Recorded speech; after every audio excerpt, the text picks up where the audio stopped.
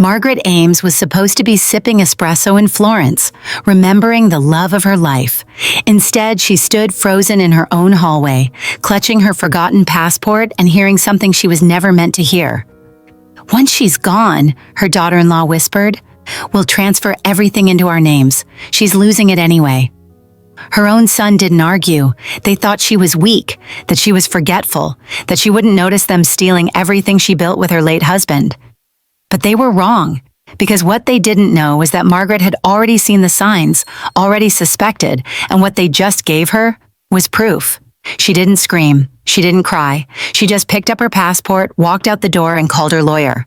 What happens next isn't revenge, it's justice. And it all begins with one forgotten passport, one overheard betrayal, and one woman who refuses to be erased. Margaret Ames sat at the edge of her bed, the morning sun casting gentle lines across the quilt she had sewn decades ago. Today marked 3 years since George passed, and she was finally keeping the promise he made her swear she would fulfill. Go to Florence, sit at their table in the old cafe, order the lemon tart he loved, and smile instead of cry. She took a deep breath, steadying herself, and looked over at the suitcase by the door. Neat, packed, zipped. The navy coat he used to call your serious coat lay folded atop it. Margaret allowed herself a quiet laugh. George had hated seriousness. Downstairs, the house stirred, subtle but tense. For nearly a year now, her son Ethan and his wife Kimberly had lived here. Ethan had lost his job, and Kimberly claimed the economy was too unstable for renting. Margaret hadn't hesitated when they asked to stay. She had hoped her home, once so full of life, would be lively again. But the past months had changed her. The house didn't feel hers anymore. Not with the way Kimberly clanged plates in the morning like drums of resentment. Not with how Ethan sat silent during every dismissive remark his wife made toward her. "Did you already forget what you said yesterday?" Kimberly had said just the evening before, a smirk tugging her lips as she scrolled through her phone, eyes never leaving the screen. It wasn't said kindly. It wasn't curious, it was calculated. Margaret hadn't replied. She had just excused herself and gone upstairs, the words lingering like smoke. She didn't forget what she said, not yet. But the seed had been planted. What if they were trying to make her question herself? She walked toward her dresser now and opened the top drawer. There, under an old scarf, was the small jewelry box George had carved from walnut. She opened it and looked at the gold band inside. His wedding ring. She kept it with her every time she traveled, even short distances. A charm, a reminder. She slipped it into the inside pocket of her travel coat. As she zipped up her bag, her gaze landed on the corner of the nightstand. A single folded paper sat askew beneath one of Kimberly's shopping catalogs. Curious, Margaret picked it up. It was a printed spreadsheet, columns of household items, each row labeled china set, keep, antique mirror, resell, master bedroom, clear space, and then scribbled in red pen beside one line. Priority, keep all if she leaves. No name, no date. But Margaret knew the handwriting. Kimberly's casual looping R's and the way she made her T's cross almost into the next word. It was unmistakable. Her hands tightened on the paper. Was this some twisted game? Kimberly taking stock of the house, as if preparing for an estate sale while Margaret was still alive and breathing. The nausea rose like a tide, but Margaret pressed it down. She didn't let it show. She folded the paper neatly, tucked it into her purse, and stood up straighter. This trip would go on. She would not let bitterness soil the memory she intended to honor. Downstairs, the clock ticked towards 7:40 a.m. The taxi would be there any minute. She pulled on her coat, wrapped the scarf around her neck, George's favorite scarf on her, the one with little red leaves, and wheeled the suitcase quietly through the hall. Kimberly didn't appear. Ethan's door was closed. Good. Outside, the morning air was brisk. The taxi idled gently at the curb. Margaret gave the driver a soft smile, climbed in, and placed her suitcase beside her on the seat. "Boston Logan International Terminal, please," she said. The driver nodded. "Should be about 40 minutes, traffic's light." As the car rolled forward, Margaret looked out the window, letting her eyes wander the suburban streets she'd known for 30 years. Neighbors walking dogs. A child zoomed past on a bike, streamers fluttering from the handlebars. Her heart pulled tight. This had been her home, her sanctuary. But now, something felt off, like an invisible hand pushing her out slowly, subtly. 10 minutes into the ride, Margaret reached into her purse to check her itinerary. Passport, boarding pass, hotel reservation. She patted down each section. No passport. Her heart skipped. She rummaged again, more frantically. Coat pockets, side compartment, nothing. She knew she had placed it in the blue file folder, but it wasn't there. "Excuse me," she said softly to the driver. "I'm terribly sorry, but I've forgotten my passport." The driver glanced back through the mirror. "You want me to turn around?" "Yes, please," she replied, voice calm but inside a storm already brewing. "Of course, we're only 10 minutes out." As the taxi made a slow U-turn, Margaret stared out the window, but this time she wasn't seeing the houses. She was remembering that spreadsheet, that look in Kimberly's eyes, the shift in Ethan's tone when he started agreeing with his wife more than with his mother. She reached into her coat pocket, pulled out George's ring, and closed her hand around it. She didn't know what she would find when she stepped back into the house. But something told her, this trip to Italy wasn't going to start with a flight. It would start with a revelation. The taxi eased to a stop in front of the house. The engine hummed quietly as Margaret stepped out, thanking the driver softly and promising she wouldn't take long. The morning sun had risen a little higher, stretching longer shadows across the driveway. The house looked peaceful from the outside, white siding gleaming, flower pots on the porch blooming in soft pinks and purples. It was the image of calm, but inside, something had begun to rot, and Margaret was starting to smell it. She slid the key into the lock, careful not to make too much noise. The door opened with a soft creak. The scent of fresh coffee floated faintly in the air, mingled with the hint of burnt toast, familiar but not comforting. She stepped in quietly, intending only to grab her passport from the upstairs drawer, but halfway to the staircase, she stopped. Voices, not from the television, not from a phone call. They were low, intimate, conspiratorial. She froze near the dining room archway, pressed her back against the wall, and listened. "I'm telling you, she doesn't even know where she puts her keys anymore," Kimberly's voice said, tight and fast. "She didn't even remember what day her doctor's appointment was last week." "That's normal," Ethan replied, his tone hesitant. "She's getting older." "It's more than that," Kimberly snapped. "She forgets entire conversations. Yesterday, she asked me if we were still going to the market. We went the day before, twice. She's slipping.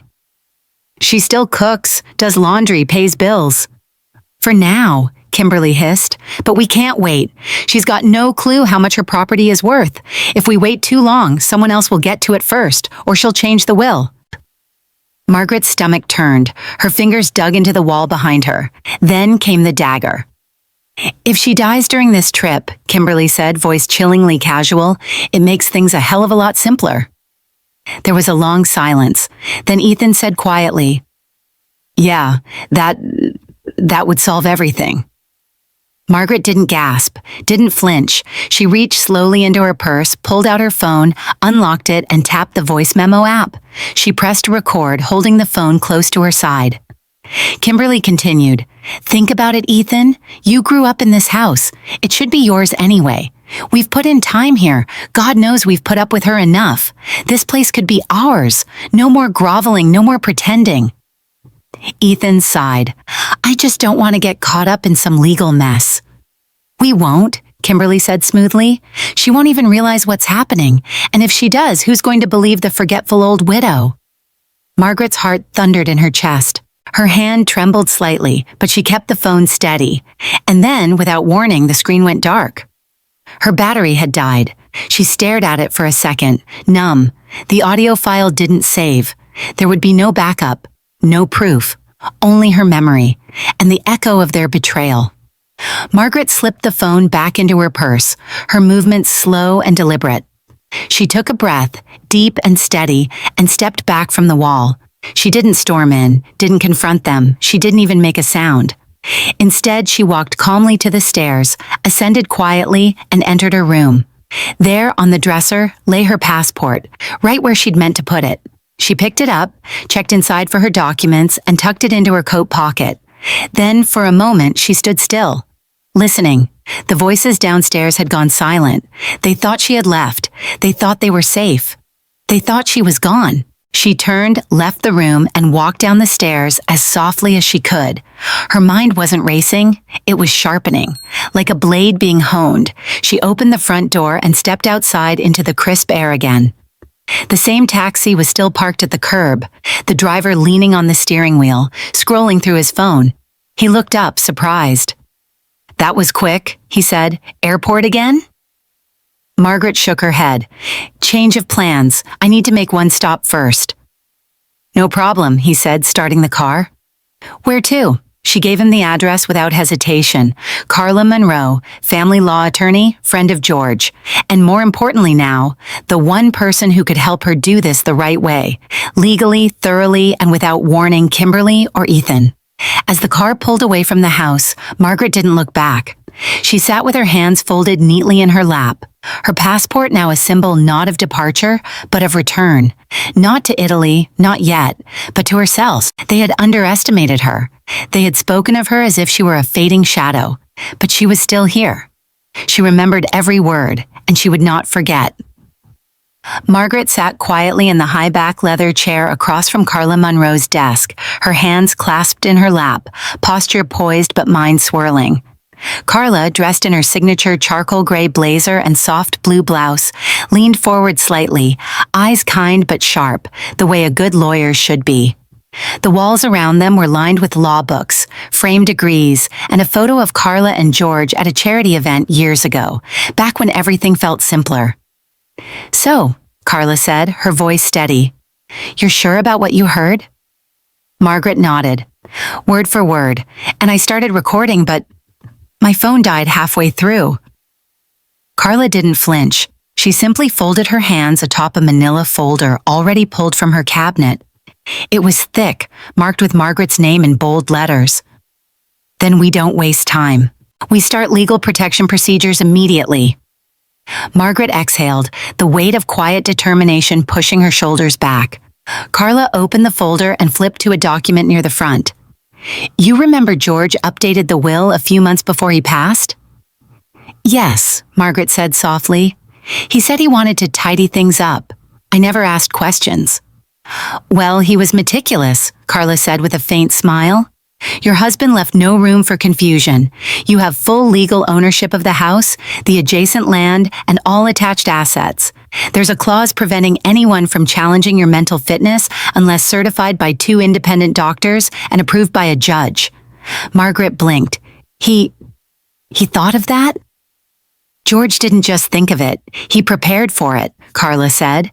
Then she paused, her expression shifting ever so slightly. "What?" Margaret asked, sensing a hesitation. "There's more," Carla said, reaching for a second folder in her desk drawer. She slid it toward Margaret, its tab labeled Private G. Ames. "This," Carla said carefully, "was given to me by George about 3 years ago. He instructed me to hold on to it in case certain instincts he had ever turned out to be right." Margaret stared at the folder. Carla opened it. Inside were surveillance reports, emails, and photos.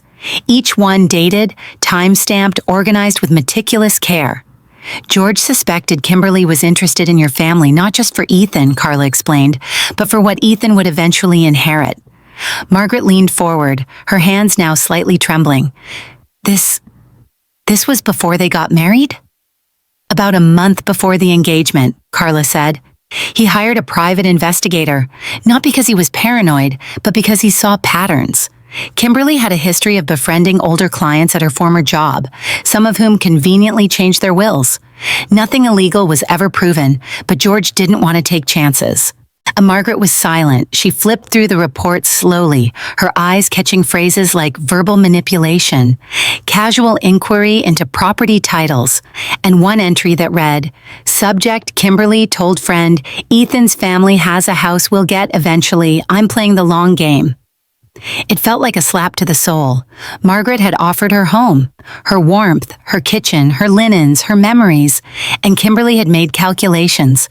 She closed the folder carefully, laying her palm atop it as if pressing down the ache it caused. "I feel like I've been living with a stranger," she whispered. Carla nodded sympathetically. You weren't wrong to be kind, Margaret. That's who you are. But now you must act like someone who knows the stakes. Margaret met her gaze. What are my options? We begin documentation today, Carla said firmly. I'll file for protection orders, notify the trustee of George's will, Judge Everett, and begin laying groundwork in case they try to contest anything. Would they have a leg to stand on? Carla smiled grimly. Only if you sit still and say nothing. Margaret shook her head. Then I won't. Carla paused again, then leaned in. There's something else George asked me to tell you, only if this day ever came. Margaret's brows lifted. He left a message? In a way. Carla pulled out a handwritten note, faded but clear, written in George's blocky print. It read, Mags, if you're reading this, then I was right, and I hate being right about things like this. Trust Carla, trust yourself. You're stronger than you've ever believed. You don't need fire to win, just light. Let the truth burn quietly. Love you always, G. Margaret stared at the note, unable to speak for several seconds. The emotion hit her like a wave, not rage, not even sadness, but a mix of awe and gratitude. George had seen what she hadn't. He had trusted her with the final move, not in anger, but in quiet strategy. I want to do this the right way, she finally said. No drama, no screaming, just justice. Carla nodded. Then we begin today. As Margaret stood to leave, she looked back at the folder of reports, the handwritten note, and the legal tools George had quietly built around her. Kimberly had planned to catch her off guard, but it was Margaret who now held the element of surprise, and she intended to use it well. The following morning, Margaret returned to Carla's office, this time with a clearer mind and firmer voice. She had slept only a few hours, but her decision was made. There would be no more hesitation, no more second-guessing whether she was being too harsh, too suspicious, or too hopeful. Kimberly and Ethan had made their choices. Now, she was making hers. I'm ready, Margaret said, sliding her coat off and folding it carefully over her arm. Carla smiled knowingly. Good, because I've already made the call. She reached for her phone and tapped a contact labeled Judge Everett, personal. Everett? She said once the call connected. It's Carla. Yes, it's time. Margaret Ames is here with me. There was a brief silence. Carla nodded. Understood. See you shortly. She hung up and looked at Margaret. He'll be here within the hour.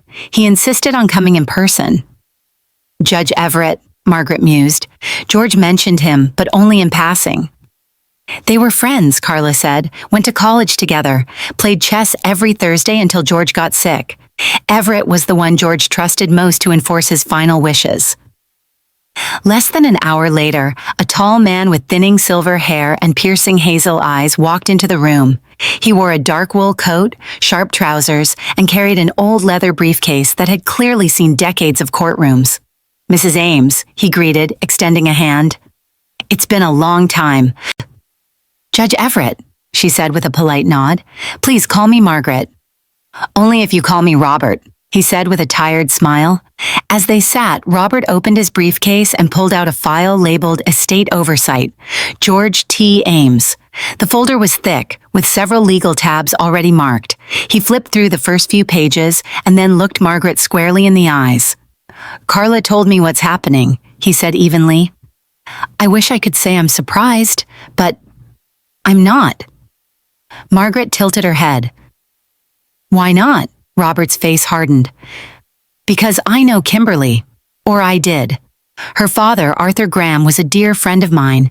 He passed away 2 years ago, a heart attack. Never made the papers, but he died estranged from his daughter. Margaret's stomach dropped. She cut ties with her parents? She didn't just cut ties, Robert said coldly. She manipulated them, pressured them into early retirement, convinced them to liquidate assets, then disappeared when Arthur's health started failing. Her mother moved to Oregon to live with a sister. She's still there. Kimberly never called again. A silence fell over the room. So it's not just me, Margaret whispered. It's who she is. She plays the long game, Robert said, tapping the folder.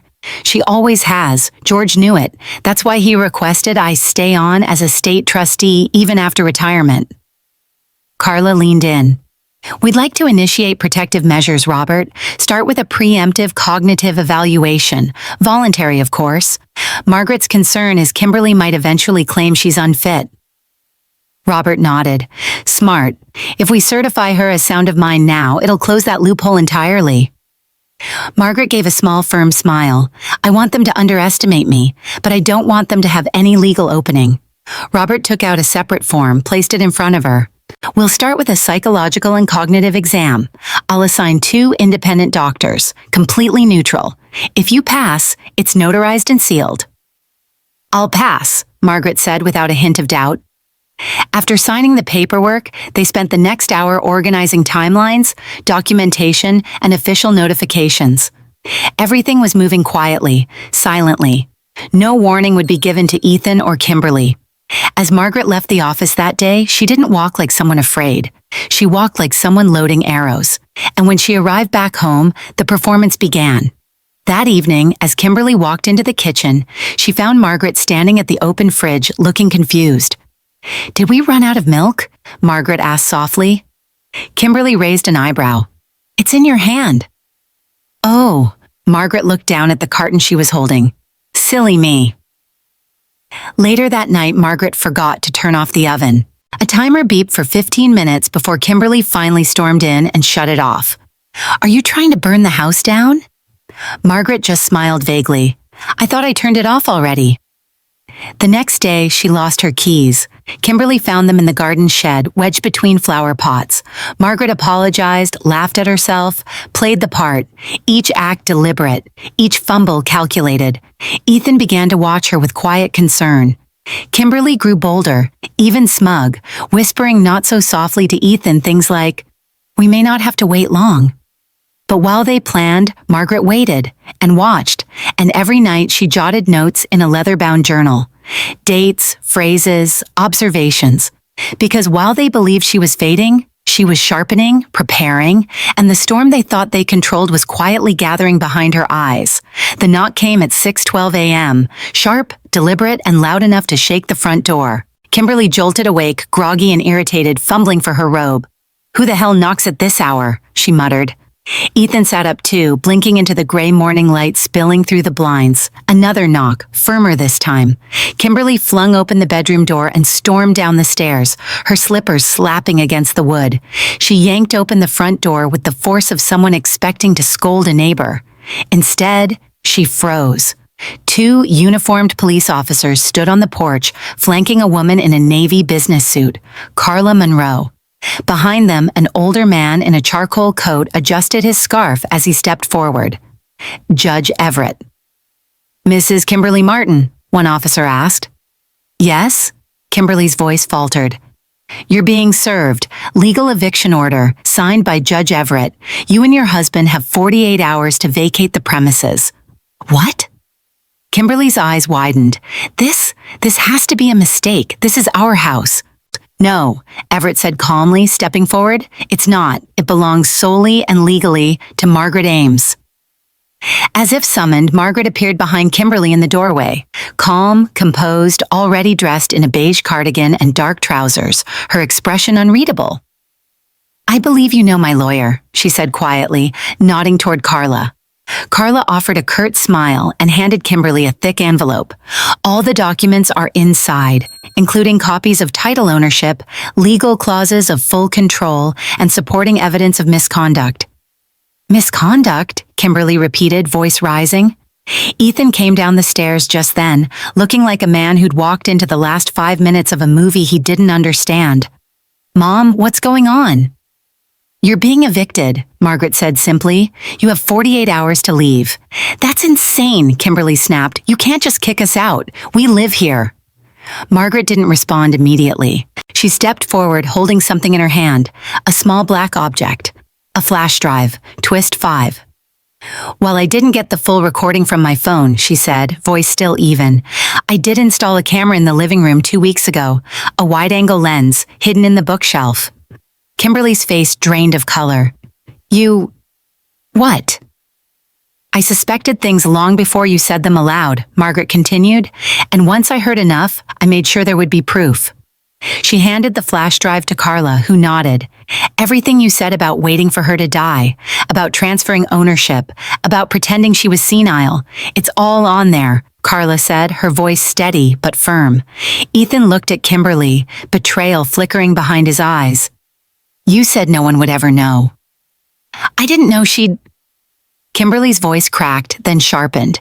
This is a setup. No, Judge Everett interrupted. This is the legal consequence of arrogance and greed. Kimberly tried to protest, her voice growing louder, her hands trembling, but it was no use. The weight of the law and of Margaret's quiet preparation pressed down on her. You're lucky she didn't press criminal charges, Carla added. This could have been prosecuted under elder abuse statutes. Ethan took a step forward, palms open. Mom, please, can we just talk? Margaret's eyes softened, but only briefly. You had time to talk, Ethan. Every day you stood there while she mocked me. Every moment you let her twist this home into something cold. I didn't know about the camera, he whispered. You weren't supposed to, Margaret replied. Because if you had, you might have pretended better. Kimberly stood stunned, no longer shouting. Her breath came quick, like a cornered animal realizing the trap had been there all along. You have 48 hours, Everett repeated. The court will not grant extensions. If you are not gone by then, you will be removed.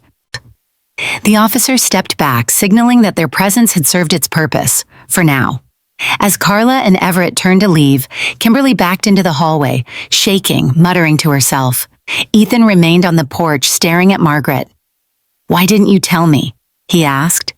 Because you wouldn't have believed me, she answered, and honestly, I didn't want to give either of you the satisfaction of knowing how prepared I was. He swallowed hard, shame rippling across his face. Margaret didn't say anything more. She simply turned and walked into the kitchen where the kettle was already whistling. She poured herself a cup of tea, just as she always did, the morning light now breaking fully through the window. The storm had arrived, but she had weathered it standing tall. Ethan stood in the hallway long after Judge Everett, Carla, and the officers had gone. The house was eerily silent except for the gentle ticking of the grandfather clock in the foyer. Kimberly was upstairs, pacing, muttering, packing, or maybe just fuming. Margaret was in the kitchen, finishing her tea, the morning sun haloing her silver hair. Ethan approached slowly, hesitant like a child preparing to confess something terrible. Mom, he said softly. Margaret didn't look up. I know how this looks, but we just thought... He swallowed. We just thought the house would be ours one day. I mean, it always felt like it was going to be passed down. Isn't that how it works? Now she looked at him, calm, not cruel, just tired. You thought I owed you this house? She asked, voice low. No, I mean not owed, but it's where I grew up. Where you and Dad raised me. I always thought someday I'd live here with my family, that it had become ours. She set the teacup down, fingers resting gently on the rim. You know what your father used to say to you? She asked, her tone almost nostalgic. When you wanted things without earning them? Ethan blinked, unsure where this was going.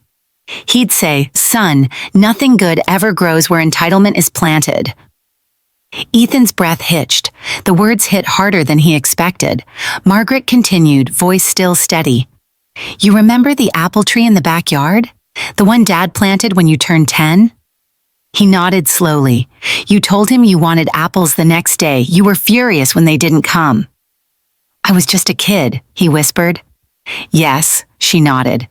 But he made you water that tree every weekend for years. And the day it finally bore fruit, you ran into the house shouting, Dad, it worked. And he said, no, son, you worked. That's why it tastes better. Tears welled in Ethan's eyes. This house is like that tree, Margaret said quietly. You wanted the apples, but you didn't plant it. You didn't tend to it. You tried to claim its fruit by cutting down the roots. I didn't mean to... But you did, she cut in. And the worst part is, you knew it was wrong. You heard her talk about my memory. You heard her say it would be easier if I died. And you said nothing. I didn't think she meant it, he muttered. But you didn't ask her to stop either, Margaret said. You let her keep talking. You let her keep scheming. Ethan wiped his face with the sleeve of his hoodie, his shoulders shaking slightly. Margaret stood and walked over to the drawer beside the kitchen table. She opened it, pulled out a slim, sealed envelope, and turned to face him. "You're still my son," she said, "and maybe one day we'll find our way back to each other. But this is yours to carry for now." She handed him the envelope. Inside was a printed transcript of the video. Every word Kimberly had said, every line Ethan had failed to contradict. "I want you to read it," she said, "not to defend yourself, but to understand why this hurts." He took it, nodding without a word. Just then, heavy footsteps came thudding down the stairs. Kimberly appeared, her hair disheveled, her robe clutched tightly. "You can't be serious," she snapped. "You think you've won because of one camera?" Margaret didn't flinch. She turned to the counter and picked up a second flash drive. She held it out. "This is a copy of what's going to the judge. I suggest you watch it, alone." Kimberly scoffed. "You think I care? You think this scares me?" "No," Margaret said simply. "I don't think you're scared. I think you're desperate, and that's much more dangerous." Kimberly glared at Ethan. "Say something." But Ethan didn't look at her. He just stared down at the envelope in his hand. Margaret stepped past them both, pausing at the threshold of the hallway. "You chose your path, Kimberly," she said. "Now I'm choosing mine." And with that, she walked upstairs. No shouting, no grand speech, just truth delivered with the finality of someone who no longer needed to explain herself. Ethan stood in the kitchen alone, still holding the transcript. Kimberly remained at the bottom of the stairs, staring after Margaret, her fury unraveling into something quieter, something hollow. For the first time in months, Margaret didn't feel like a guest in her own home. She felt like its owner. And soon she would make sure the entire world knew it too. The hours that followed were strangely quiet. Margaret didn't follow Kimberly or Ethan. She didn't hover, didn't question, didn't gloat. Instead, she sat by the kitchen window with her cup of tea the same way she had for years, watching the light change across the garden. The air was cool, the roses blooming a little too early for the season. She could hear the occasional thud of a suitcase being dragged, the rustle of boxes packed with unnecessary urgency. But she didn't interfere. She simply let them unravel. By midday, the tension in the house had condensed into something thick, like fog in the throat. Kimberly stomped between rooms, muttering under her breath, occasionally shooting venomous glances at Ethan, who said little, only moving slowly from drawer to box and back again. Once, he caught Margaret's eye through the kitchen doorway, but she didn't hold his gaze, not out of coldness, out of sorrow. She had already said all she needed to say. By the next morning, cardboard boxes lined the hallway. The guest room stood nearly empty, its closet cleared of handbags, scarves, and unused makeup that had once taken over Margaret's shelves. The scent of Kimberly's perfume had begun to fade. Margaret didn't miss it. At 10:03 a.m., the front door slammed. Margaret looked up from her crossword. Through the window, she saw Kimberly walk briskly toward a waiting sedan, dragging 2 overpacked suitcases behind her. She didn't look back, not once. Twist 7, the car pulled away. The house exhaled. An hour passed before Ethan came into the kitchen. He didn't say hello. He didn't ask for coffee. He just stood at the table, looking smaller than she remembered him ever being, like the boy who used to sneak into her bed during thunderstorms. Margaret folded her paper and gestured to the chair across from her. "Sit," she said softly. Ethan obeyed. He looked like he hadn't slept. His eyes were bloodshot, his jaw unshaven. "She's gone," he murmured. "I know," Margaret replied. He hesitated, then placed something on the table between them. It was a folded piece of paper. She said nothing, only nodded for him to continue. "I found this in one of the drawers while I was packing," he said. I think Dad meant for me to see it someday." Margaret unfolded it slowly. The paper was yellowed slightly at the edges, but the handwriting was unmistakable. George's bold, slanted script. She began to read. "If you're reading this, it means I didn't get the chance to say what I wanted. Ethan, if you ever find yourself choosing between silence and protection, choose your mother. I've seen how easily people with soft hearts get overlooked. But your mother built this family. If you don't stand beside her, she will stand alone. And that's something no son should allow." Beneath the message was a date, 6 months before George's death, and a single line in Margaret's handwriting added later, "If you won't protect me, I will protect myself. Ethan stared at the note for a long time. His shoulders trembled slightly. "I read that 3 times," he said, voice cracking. "And the more I read it, the more I realized I failed both of you." Margaret reached forward and gently touched the edge of the paper. She didn't speak.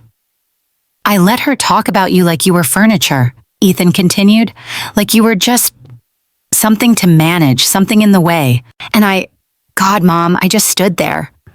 Margaret finally met his gaze. "You stood there because it was easier," she said, "because speaking up meant choosing, and you didn't want to choose." He nodded. "I thought if I just stayed quiet, it would all pass, that no one would get hurt." "You were wrong." Silence fell again. But this time it wasn't sharp. It was heavy, real. "I don't expect you to forgive me," Ethan said. "I don't even know if I deserve to stay in touch, but I needed you to know that I see it now. All of it." Margaret stood slowly. She walked to the cabinet and returned with an envelope of her own. She placed it beside the letter George had written. "This is a copy of the legal documentation," she said. "You and Kimberly are no longer attached to the estate. You have no claim to the house, the land, or any assets associated with it." Ethan nodded without resistance. "But that doesn't mean you're not my son," she added. "That's something no paper can take away. But I need time and space and quiet." He swallowed hard. "I understand." She looked at him then, not with anger, but with a kind of grief that had matured into something stronger. "You're not the boy who shouted for hot cocoa in the mornings anymore," she said. "And I'm not the woman who lets herself be stepped over." Ethan lowered his head. "I miss that boy. I miss who I used to be." "So do I," Margaret said, "but I can't find him for you." He nodded again, then slowly stood. "I'll finish packing. I'll be out before tomorrow." She didn't answer. He didn't expect her to. He left the room quietly. Margaret looked back at George's letter and the one she had written beneath it. 2 truths written at different times but echoing the same lesson. Protection is not weakness. Sometimes it's the most powerful thing a person can offer herself. The final suitcase left the porch just before noon. Ethan didn't say goodbye. Margaret didn't watch him go. She heard the front door close gently. No slamming, no stomping, just the soft, final sound of someone leaving for real. Then silence. Not the tense, suffocating silence that had haunted the house for months. This was different. It was still, peaceful, like the house was exhaling with her. Margaret stood at the base of the stairs, staring down the empty hallway. No shoes left at the door, no coats crowding the rack. The scent of Kimberly's perfume was gone now, replaced by the soft, clean aroma of lemon oil from the polished floors she'd scrubbed the night before. She didn't move for a long time, and then she did. Room by room, she walked through the house, reclaiming it not with rage or relief, but with quiet care. She gathered dust cloths and furniture polish, opening windows wide as she moved from room to room. The guest bedroom was the first to go. Kimberly's mess had always grated at her. Margaret stripped the linens, opened drawers, checked behind furniture. She folded everything left behind and set it in a box for donation. Next, the study. Ethan's boxes of old college books still sat tucked in a corner, untouched. Margaret didn't throw them out. She simply stacked them neatly and labeled the box. Memories, not obligations. As the sun dipped low, Margaret reached the back hallway. The far end had always been George's domain, his workshop, his old filing cabinets, the heavy safe embedded into the wall behind a faded oil painting. For a moment, Margaret hesitated. She hadn't opened the safe since George passed, not once. The combination had sat on a note in her wallet for 3 years, but she had never used it, not out of fear, out of respect. Now her fingers moved steadily, dialing each number with the precision of a woman ready to face whatever was inside. The lock clicked. She swung the heavy door open. Inside were documents, bank records, land deeds, an old pocket watch, and then a single envelope, yellowed slightly with time. Her name was on the front, written in George's unmistakable hand, Margaret. She took it with trembling fingers and sat down on the wooden bench by the window, sunlight slanting across her lap as she unfolded it. The letter read, "My dearest Mags, if you're reading this, something must have happened, and you're handling it because that's who you are. You're stronger than anyone ever sees, especially Ethan. I've seen something change in him since he met her. Not right away, but slowly, quietly. A man can lose himself without knowing it, especially if he wants peace more than truth. But Mags, if the day comes when he stops being your son and becomes a threat to you, don't let that old soft heart keep you silent. Protect yourself. Protect the life we built. Don't hesitate to cut him out. Not because you don't love him, but because love without boundaries is just pain wearing a mask. Whatever you decide, know this. I loved you more than I feared losing him. G. Margaret sat frozen, and then for the first time since this all began, she wept.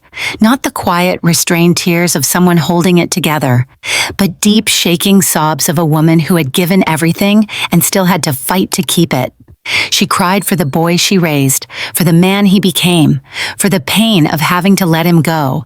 She cried for George, who had seen it all coming and left behind a letter to carry her through the storm. And when she was done, she folded the letter slowly, kissed its edge, and placed it back in the safe. She sat for a long time after that, staring out the window as the sun slipped beneath the trees. Twilight settled in, and Margaret rose. That night, she returned to the study, pulled out a fresh file from George's old cabinet, and placed it on the desk. Then, with steady hands, she wrote, "Amendment to Last Will and Testament, Margaret Ames." She began listing her new intentions. No inheritance for Ethan, no assets to Kimberly. Instead, she outlined a plan for a scholarship fund, the George and Margaret Ames Foundation, designed to support young adults who had aged out of foster care or had no family support. Her legacy wouldn't be held hostage by betrayal. It would be transformed by purpose. She signed the draft with quiet resolve, and as the ink dried, she felt something in her chest loosen. Not the grief, it would stay a companion, not an enemy, but the fear, the hesitation, the voice inside that always asked, "What if they need me?" She had answered it. They had chosen their paths. Now she had chosen hers. Margaret sat in Carla Monroe's office for the third time in 2 weeks, but this time she carried no fear, no uncertainty. Just a manila folder under one arm and a quiet certainty in her step. Carla looked up from her desk, adjusting her glasses. "You're early," she said with a warm smile. "I'm ready," Margaret replied, her voice calm. "I want Ethan and Kimberly's names removed from everything. Permanently, no contest, no compromise." Carla nodded slowly, motioning to the seat across from her. "I was expecting this, and I have something to propose." Margaret raised an eyebrow. "Go on." Carla leaned forward and pulled a document from her desk drawer. It wasn't legalese or dry text. It was a drafted proposal, printed on crisp paper, labeled boldly across the top. George Ames Fund, Vision Statement. Margaret's hand stilled on her lap. "After reviewing your estate," Carla said, "and understanding the weight you've carried alone, your generosity, your clarity, I thought this might speak to your heart. It's something George would have supported, I'm sure of it." Margaret unfolded the document and began to read. The George Ames Fund is a scholarship initiative for 2 underserved communities: young adults aging out of foster care and senior citizens estranged or abandoned by family, both seeking vocational training, technical education, or second chance degrees. This fund is not charity, it's an investment in dignity. Her throat tightened as she read. Applicants will not be chosen solely by grades or scores. They will be asked to write a personal statement titled, "How I Overcame Betrayal," because pain should not be wasted. It should be transformed. Twist 9. Margaret looked up slowly. "That was your idea?" Carla smiled gently. "No, that last part, that sounded like you." Margaret sat back, absorbing it all. It wasn't just poetic, it was purposeful. It gave her pain a destination, a legacy beyond grief, one that didn't reward bloodlines but resilience. "I've already started drafting the trust parameters," Carla continued. "The fund will be housed in a non-profit entity, separate from your personal estate. That way, no future legal action can reverse it. You'll retain the power to approve the final structure and appoint a review board." Margaret nodded slowly. "Who would be on that board?" "We can choose together. Perhaps educators, advocates, maybe even a retired judge who still owes George a chess rematch," Carla said with a wink. Margaret chuckled softly, her first laugh in weeks. She looked out the window for a moment, watching the street below. A young woman with a child in one hand and a bag of groceries in the other hurried past. A man swept the steps of a barber shop across the street. Life, unremarkable and resilient. "I don't want this fun to be about me," Margaret said after a pause, "or even just George. I want it to be about survival, quiet strength." Carla leaned forward. "Then we'll design it that way." "I have one condition," Margaret added. Carla raised an eyebrow. "Anything." "Every applicant," Margaret said slowly, "must write that essay. No exceptions. I want their story, not just what they want to be, but who they've already survived being." Carla nodded, already scribbling notes. "That's powerful." "It's necessary," Margaret said, "because betrayal doesn't just wound, it defines. And those who climb out of it, they're the ones who deserve a chance." They spent the next hour refining the plan. Carla drafted the legal motion to remove Ethan and Kimberly from the will permanently, and Margaret reviewed line by line without flinching. Not because she was cold, but because warmth didn't require weakness. She signed the documents with a steady hand. As Carla notarized the forms, she looked up. "You know, George would be proud of you." Margaret smiled softly. "I think he already was. He just knew I needed to see it myself." As she stood to leave, Carla handed her a new folder. "Here's your copy of everything. The first step of the fun setup will begin this week. You'll get updates at every stage." Margaret took it, hugging the folder to her chest like something sacred. "Thank you, Carla, for not just being my lawyer, but for listening, for helping me turn this into something more." Carla nodded. "Thank you for showing me how to fight without rage." As Margaret stepped out into the sunlight, she didn't feel like a woman who had lost her family. She felt like a woman who had built something greater than blood, something that could outlive betrayal. It had been just over 2 weeks since Ethan and Kimberly left the house, but the echoes of their presence still lingered faintly. An empty drawer here, a misplaced hook there. Margaret moved through the home as she always had, but now every motion was deliberate. Controlled, a woman reclaiming each inch not with anger, but with peace. Then one morning the mail arrived. A slim envelope addressed by hand, no return label. She recognized the handwriting immediately. Ethan. Her fingers hovered above the seal for a few seconds longer than they needed to. Finally, she opened it. The letter inside was carefully folded, the ink dark, as if he'd pressed harder than necessary, like each word had been wrestled onto the page. "Mom, I know I'm the last person who should ask you to read this, and maybe you've already thrown it out. But in case you haven't, I just want you to know that not a single day has passed since I left where I haven't thought about what I did, or didn't do. I stood by while someone I loved diminished you. I let her twist things, excuse things, normalize things, because it was easier, because I didn't want to believe I was part of something that ugly, but I was. And I'm sorry, Mom, you didn't deserve that. You deserve protection. I was supposed to be the one who gave it. I don't know if you'll ever forgive me, but I hope one day you'll believe that I finally see you clearly, not just as my mother, but as a woman who survived us all. Love always, Ethan." Beneath the signature was a smaller envelope taped to the letter. She peeled it open. Inside was a single photograph. Margaret sat down slowly. It was a picture she hadn't seen in years, perhaps decades. It showed a much younger version of herself, kneeling beside a little boy with a backpack nearly half his size. Her arms were wrapped around him tightly. His cheeks were puffed with nerves, eyes wide with uncertainty. She had pressed a kiss to the top of his head that very morning before he stepped onto the bus for his first day of first grade. Twist 10, Margaret's hand trembled slightly.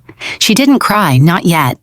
But the wave rose in her chest and sat there, lodged just beneath her ribs, pressing softly.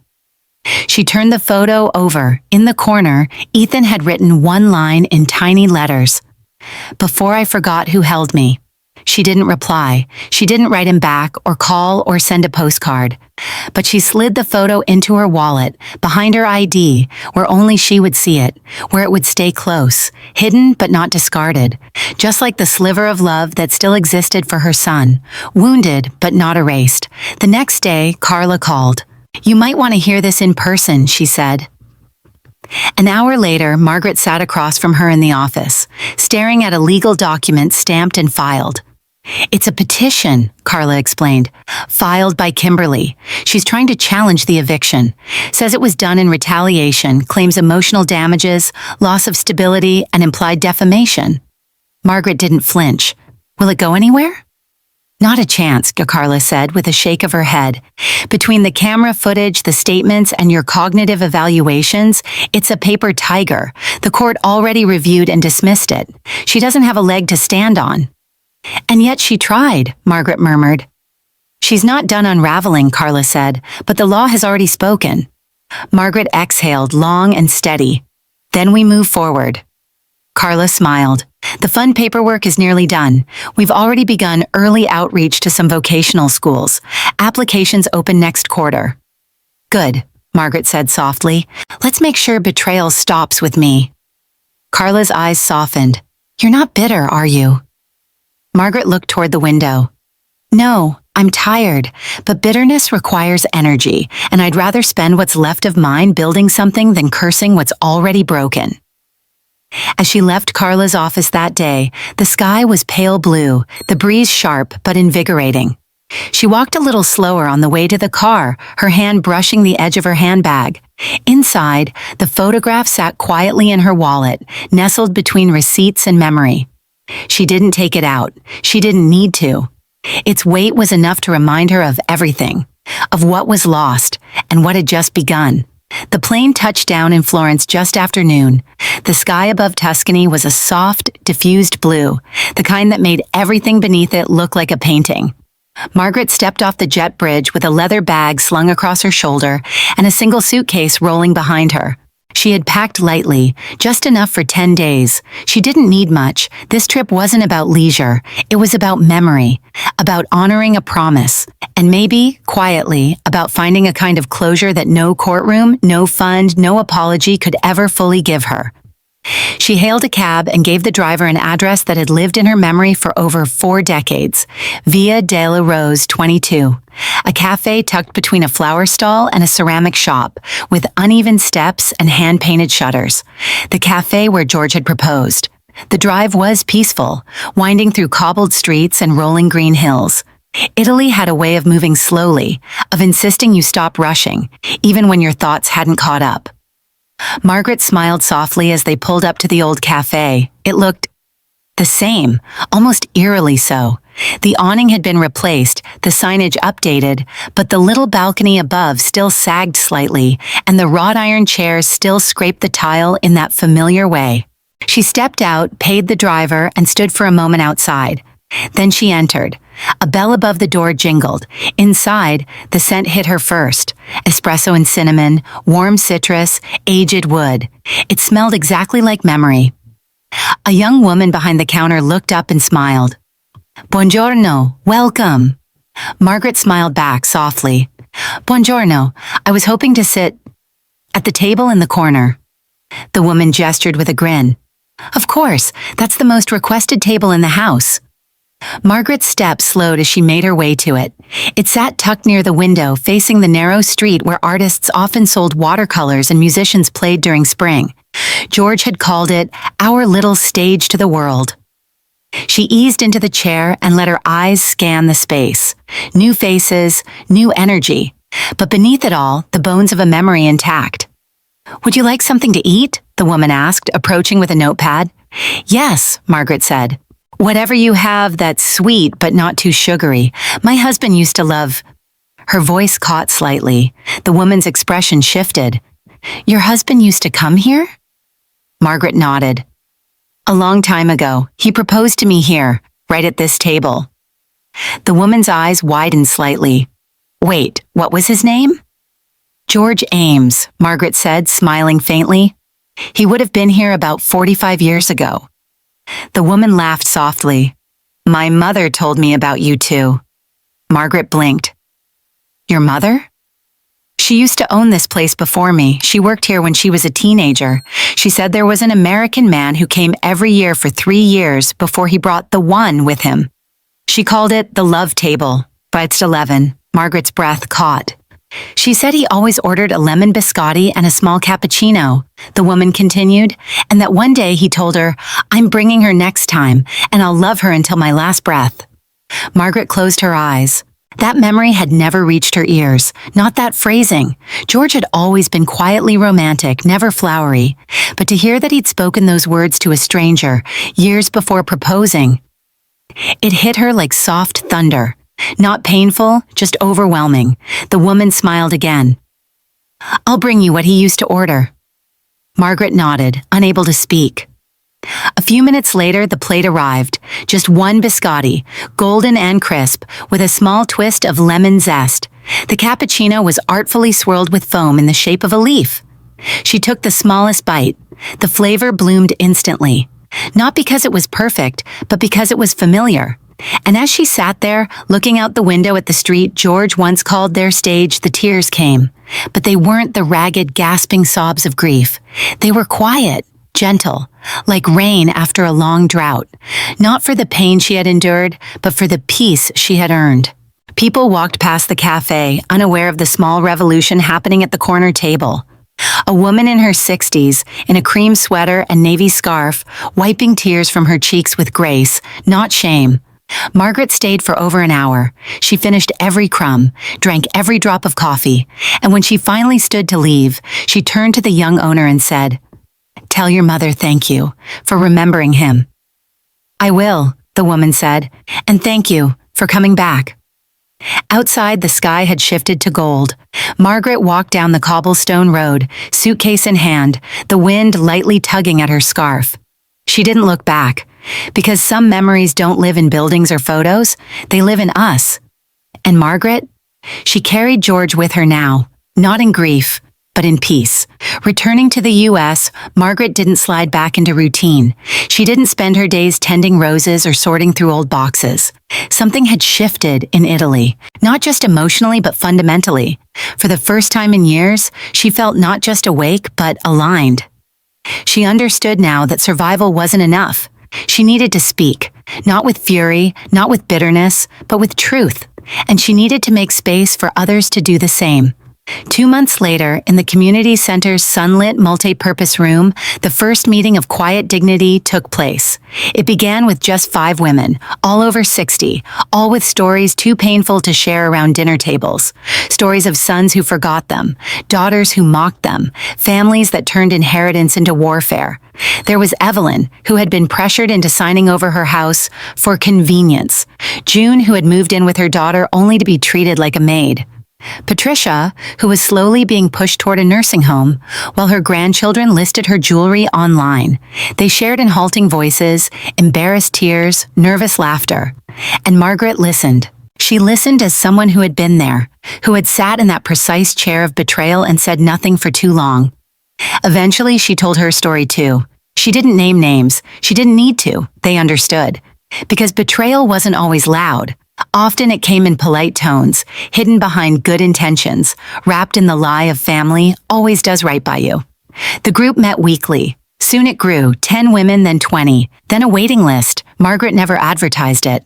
Word of mouth was enough. It was rare, after all, to find a place where pain was not dismissed but dignified, where truth didn't need to shout. It just needed space. And then one afternoon in early spring, during the 7th meeting, Margaret felt it. A presence, not from within the circle, but outside the open door. She glanced up, subtly, and there he was, Ethan, twist 12. He stood just beyond the threshold, not moving, not breathing loudly. His eyes were fixed on the group, his body slightly turned, as if unsure whether to come in or flee. Margaret's breath caught. He looked different, gaunt, paler, his once confident shoulders slumped slightly forward, hands tucked into the sleeves of a worn cardigan. His gaze flicked from speaker to speaker. Then it settled on her. Their eyes locked, and for the briefest moment, time slowed. Margaret didn't say a word. She didn't call to him, didn't scold him, didn't beckon, but she didn't close the door either. She simply looked, and he stayed. He listened to a woman named Gloria talk about how her children started taking her bank statements after her husband died. He listened to Evelyn describe the pain of hearing her own son say, "You're just in the way." He listened to Margaret say, There comes a point where you realize silence isn't noble, it's just lonely, and that if you don't speak up, you teach others how to treat you. Tears filled Ethan's eyes. He didn't wipe them, he simply turned and left. Margaret didn't follow. The session ended with its usual soft goodbyes, shared tissues, and lingering hugs. She stayed after to stack chairs, gather teacups, and wipe tables. Her body ached more than usual, but it was a good ache, the ache of purpose. As the last light disappeared from the windows, she climbed the stairs to the rooftop patio. The center had recently renovated it. New benches, potted herbs, strings of lights for evening events. Margaret stepped out and walked to the railing. The sun was setting, casting long golden shadows across the rooftops. The sky looked like it had been dipped in fire and cooled by dusk. A breeze pulled gently at her scarf. She inhaled deeply, then spoke, softly, not to anyone nearby, but to the air, to the memory of George, to Ethan, wherever he was. "You can earn your way back," she said, "but I won't wait in silence for you to choose better, not anymore." She wasn't angry. She wasn't closing a door. But she was standing finally in her own center of gravity. No longer tilting her life to accommodate others. No longer asking for permission to protect herself. Margaret watched the final slice of sun disappear behind the skyline. She smiled. Not because everything had been resolved, but because for the first time in a long time, she had nothing left to explain. She was her own horizon now, and she was enough.